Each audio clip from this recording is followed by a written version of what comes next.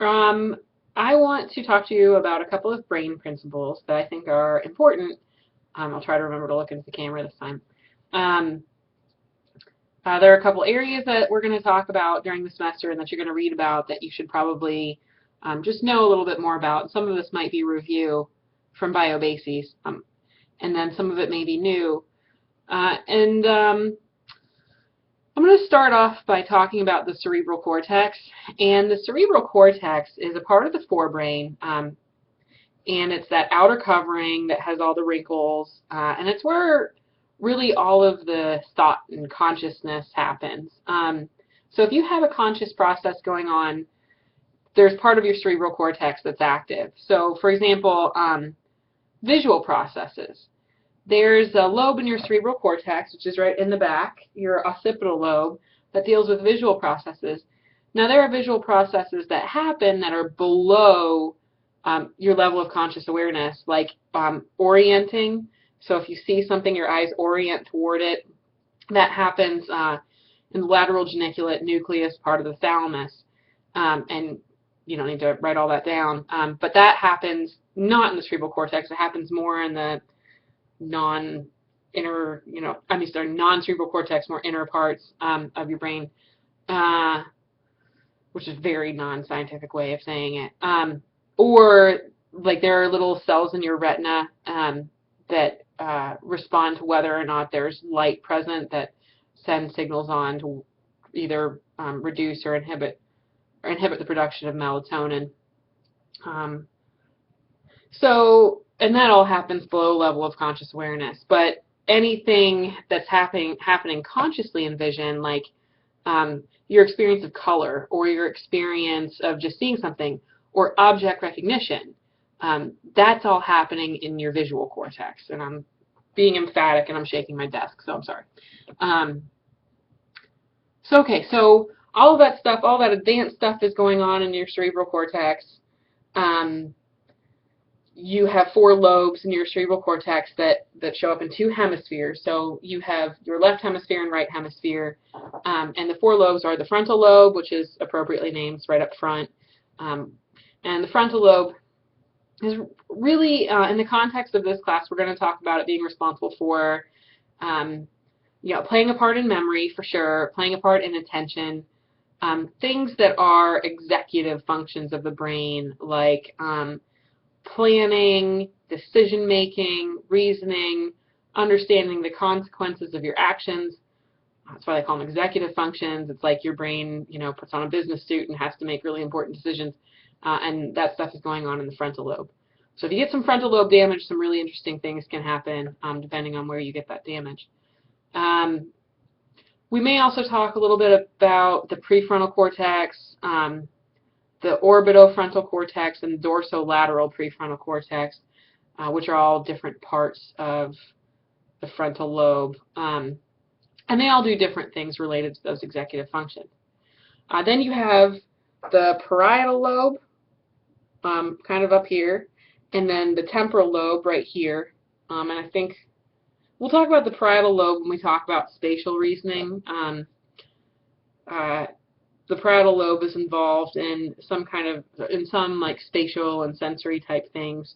If you get damage here, you can have what's called unilateral neglect, or sometimes it's called hemispatial neglect, which is where you just start ignoring things that happen on one side of you. It's not like you don't see them, but if I ask you to draw, if you have hemispatial neglect and I ask you to draw a clock, you might draw a clock and write all the numbers 1 through 12 on one side because you completely ignore the fact that there's another side to it.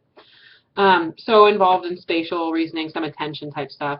The temporal lobes right here, they're related to hearing. I mean, they do some things with hearing that we'll talk about in this class, and language.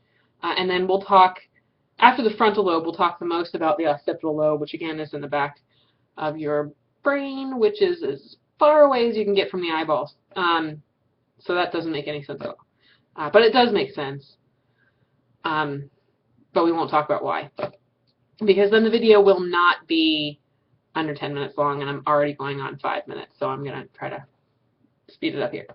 So advanced things happen in your cerebral cortex. The cerebral cortex is what's called the gray matter of your brain, and it's called the gray matter because the cells that are in your cerebral cortex aren't myelinated. So if you think back to biobases, you know that a neuron can have myelin on its axon, which is this fatty substance that surrounds the axon and acts as an insulator, or insulator. Sorry, I mispronounced that. I was going to say insulation, and then it got all screwed up. Yeah, it acts as insulation to speed that signal up on the axon to send it to the next neuron faster. And the cells that have myelin around the axon, that gives it kind of like a whitish look, because myelin is a fatty substance and fat is like whitish. So the parts of the brain where the cells have myelin around the axons, that's called the white matter. And where they don't, that's called the gray matter, and that's the cerebral cortex. And it's gray because all you see are the color of the cell bodies, not the color of the myelin, because it's not there. So really what that means is that signals get sent faster in the white matter part of the brain, and that gray matter part of the brain, that thinking, conscious part of the brain, is a little slower. So that's one of the several reasons why, say, if you grab like a handle of a hot pan that's on the stove, you react before you can even really think. Like before you realize whether it's hot or cold, or you even recognize that you're in pain, you've pulled your hand away, because first you react and then you think. So anyway. That's the difference between white matter and gray matter, and now you know. And then we'll talk about the hippocampus and the amygdala quite a bit. So the hippocampus we're going to talk about in terms of, first of all, place memory and navigation. So the hippocampus is very important in navigation. It's also very important for forming new explicit memories. So if you have hippocampal damage, your old memories are still good. They're okay. And memories that aren't explicit are okay. Like a example of a non-explicit memory or an implicit memory is a skill. So if I had hippocampal damage and couldn't form any new explicit memories, I could still come in and practice the piano every day, or learn some kind of new skill. I wouldn't remember having practiced it the day before, but I would get better every day. And you can keep things in short-term memory, but explicit things, but they don't really move from short-term memory to long-term memory, and that has some interesting implications.